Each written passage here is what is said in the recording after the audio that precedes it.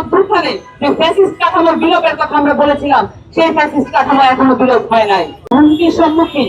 এই কারণেই নারী নিরাপত্তাও হুমকির সম্মুখীন হচ্ছে। নাগরিক হিসেবে আমাদের দেশের মানুষ যে মর্যাদা পাওয়ার কথা, সেই মর্যাদা 53 বছরে কখনোই অর্জন করার জন্য কোনো পদক্ষেপ গ্রহণ করা হয়নি।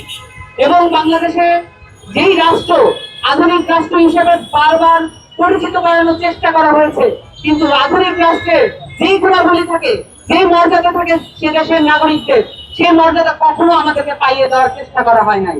বরঞ্চ এই মর্যাদাকে কিভাবে হানি করা যায় সকল প্রতিষ্ঠানের মধ্য দিয়ে, সকল কাঠামোর মধ্য দিয়ে সেই প্রচেষ্টা করা হয়েছে।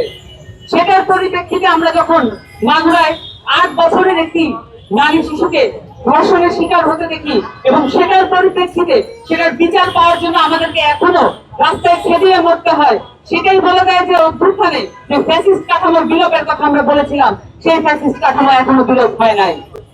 আমাদেরকে এই কাঠামো বিলোপের জন্য ধারাবাহিক লড়াইয়ের প্রয়োজন আছে, এবং এই ধারাবাহিক লড়াইয়ের মধ্যে আমাদের নারীরা সংযত আছেন এবং আমাদেরকে অসংযত হতে বাধ্য করবেন না।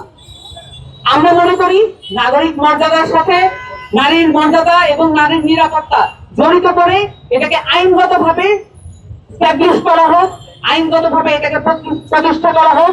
কোন ধরনের প্রশ্নবিদ্ধ আইন দিয়ে নারী নিরাপত্তা নিশ্চিত করা যাবে না।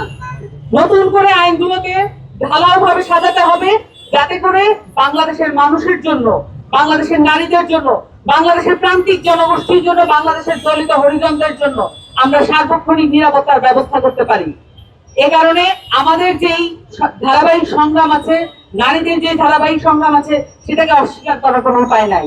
অভ্যুত্থানের প্রত্যেকটি ধাপে ধাপে নারীরা তাদের যে ভূমিকা দেখিয়েছেন, তারপরও অভ্যুত্থানের পরে আমরা দেখতে পাচ্ছি এটাকে অস্বীকার করার পায়তারা চলছে।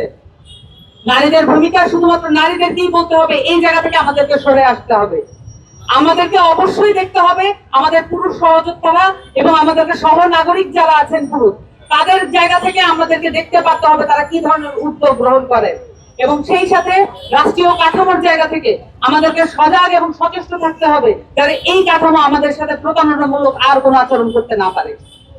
এবং সেই সাথে আমরা আমাদের এই রাষ্ট্র পুনর্গঠনের যে স্বপ্ন দেখতে চাচ্ছি, সেই সাথে এখানে যে রাজনৈতিক জায়গাগুলো আছে, নারীদেরকে এখানে নেতৃত্ব হিসেবে উঠে আসার জন্য, ঘুরে দাঁড়ানোর জন্য যে জায়গাগুলো করে দেওয়া প্রয়োজন, সেটা পুরো উল্টো দিকে পুরো রাজনৈতিক কাঠামো চলছে, পুরো রাজনৈতিক সিস্টেম এটার উল্টো দিকে চলছে। আমাদের নারী নেতৃত্ব তৈরি করার জন্য সংরক্ষিত আসন কোন ধরনের ভূমিকা রাখবে না। তবে সংরক্ষিত আসনের যেই ভূমিকাগুলো আছে, সেটাকে কিভাবে ইলেকট্রাল জায়গা থেকে আমরা ধারণ করতে পারি বা আমরা সেই জায়গায় যেতে পারি, সেখান থেকে আমাদেরকে চিন্তা করতে হবে।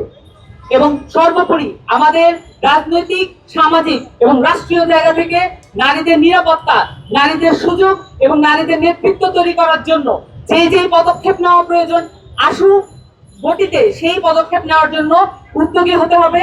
এখানে যে নারী কমিশন গঠন করা হয়েছে, আমরা দ্রুততম সময়ের মধ্যে নারী কমিশনের প্রপোজাল গুলো দেখতে চাই, এবং সেই সাথে নারী কমিশনে যাতে রাজনৈতিক দলগুলোর প্রপোজাল আমরা ওপেনলি দেখতে চাই যে নারীদের প্রতি তাদের দৃষ্টিভঙ্গি কি, এটা তাদেরকে পরিষ্কার করতে হবে।